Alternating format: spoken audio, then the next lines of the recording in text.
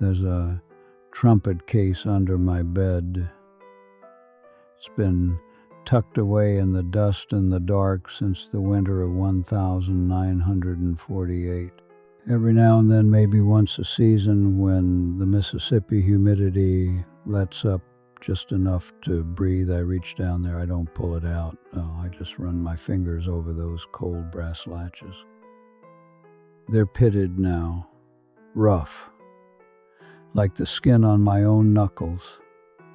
And every time I touch them, I feel a shiver go right up my spine.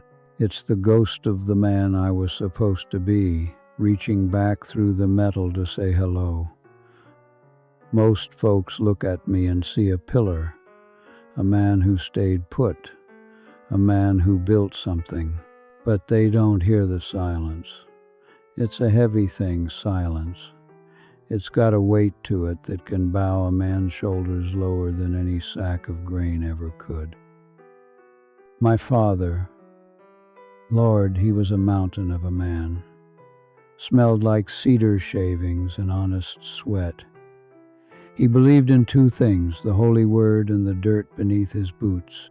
On the day the Lord called him home, the air in that bedroom was so still you could hear the heartbeat of a bird outside the window. He took my hand, his grip was still like a vice. Even then, and he looked me right in the eyes. He made me promise him one thing. Just one.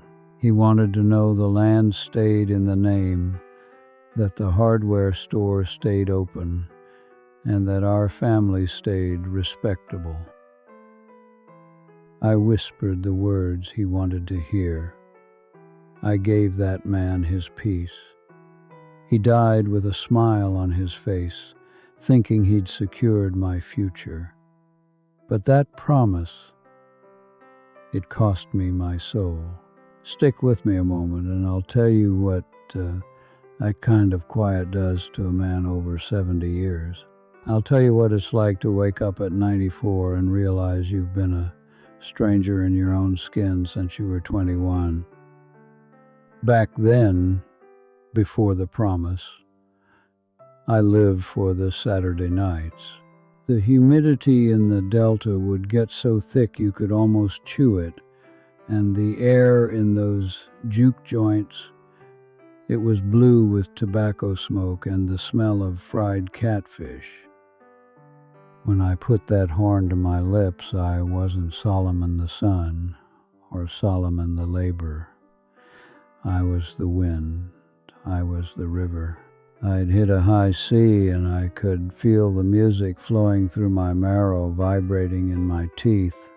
It was the only time I felt like God was actually talking to me, right there in the middle of a crowded floor. But the day after the funeral, I walked into the bedroom. I looked at that horn. It looked back at me, shining in a sliver of morning light. I remembered my father's dying breath. Keep us steady, son.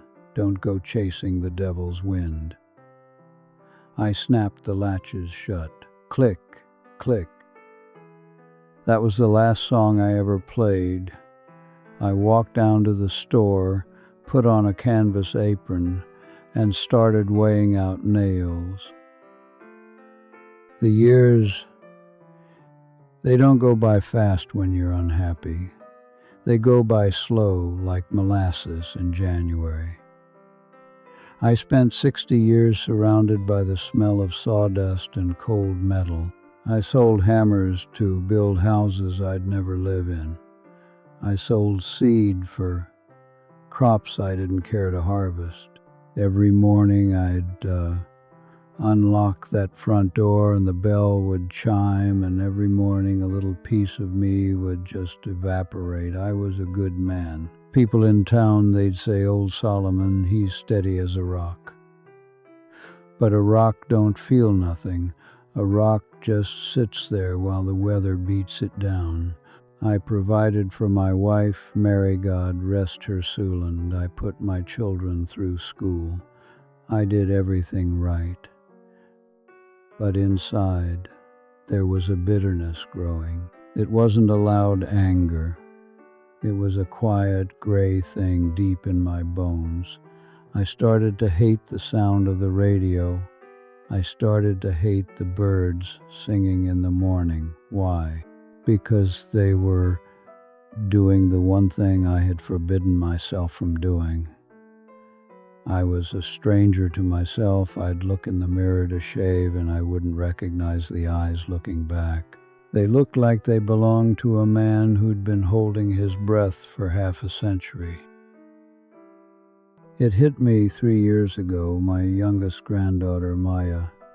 She's got the fire. She's a painter. One afternoon, I sat on this very porch and watched her out in the yard.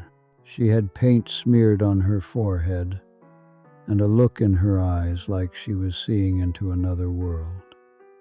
She stopped, looked at her canvas, and let out this laugh. Not a funny laugh, a laugh of pure, raw joy. It broke me. Right then, I realized I had spent my entire life honoring a dead man's fear instead of a living man's gift. I thought I was being noble. I thought I was being a good son. But Lord have mercy, I realized I had dishonored the very thing God put in me. He didn't give me that music to hide it under a bed. He gave it to me to set it free. And I traded it for a hardware store and a reputation for being steady. The weight of that realization, it's heavier than the promise ever was. It's a different kind of quiet. I'm 94 years old now. My lungs ain't got the strength to blow a candle out, let alone a trumpet. That song is gone. It stayed inside so long it's turned to stone. Sometimes at night when the house is real quiet, I imagine what would have happened if I'd just said no.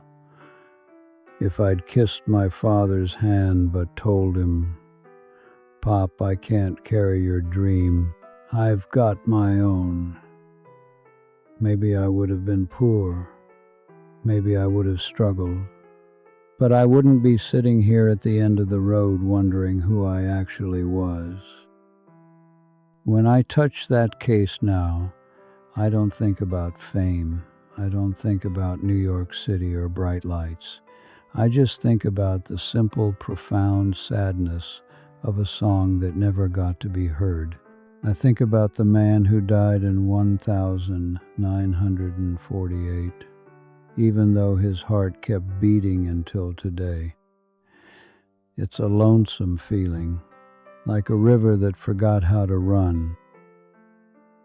I'm just an old man talking to the dusk. But I know I'm not the only one who's ever carried a box they were afraid to open.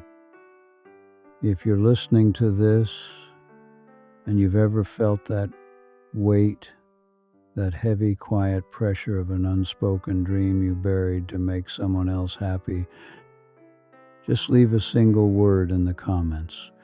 Just one. Mysing. I don't need your pity. I just need to know I'm not the only one still hearing the music in the dark. I'm Solomon, and I'm still listening. Would you like me to record another memory for you?